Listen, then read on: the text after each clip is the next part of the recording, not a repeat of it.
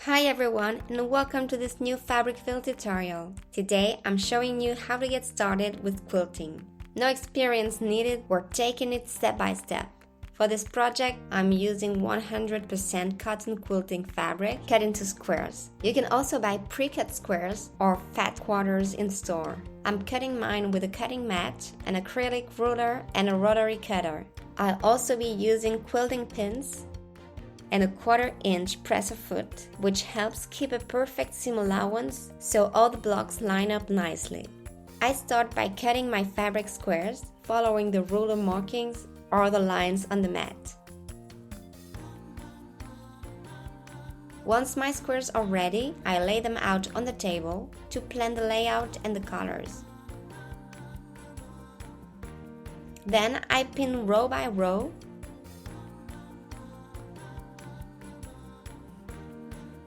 and sew using a 1/4 inch seam.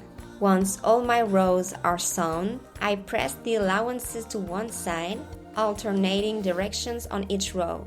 That helps the seams nest together and avoids too much bulk at the intersections. I join them carefully, matching the seams, and that's when the patchwork really starts to come together. My quilt top is finished. Now I can move on to what we call the quilt sandwich. I place my backing fabric first, then a layer of batting, and finally my patchwork top. I use a fabric spray adhesive to hold everything in place, then I trim any extra batting around the edges. Next comes the quilting, stitching through all 3 layers. Here I'm just following the diagonals of the squares. I draw my lines, sew along them,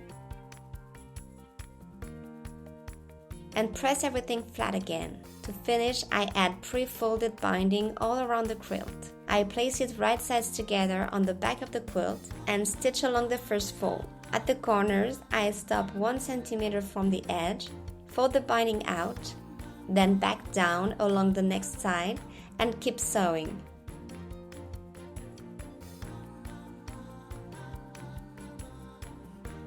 Then I fold the binding over the front and top stitch close to the edge. And just like that, our first quilt is done.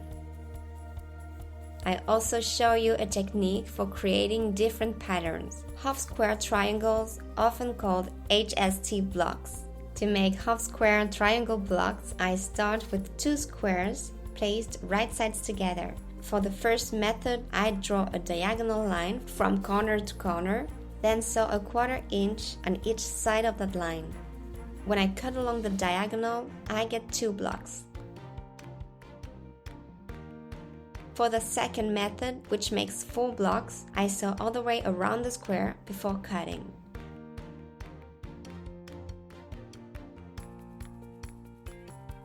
Then I cut across the diagonal lines, and I end up with 4 blocks.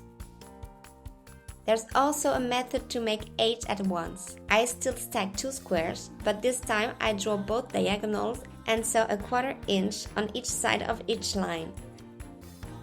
I cut along both diagonals and also along the central lines that connect the midpoint of each side horizontally and vertically. That gives me 8 blocks in a single step. With these blocks, you can build endless patterns. The layout is what brings the design to life. Feel free to share your quilt tops with us. We love seeing your ideas. Thanks for watching and see you soon for another tutorial.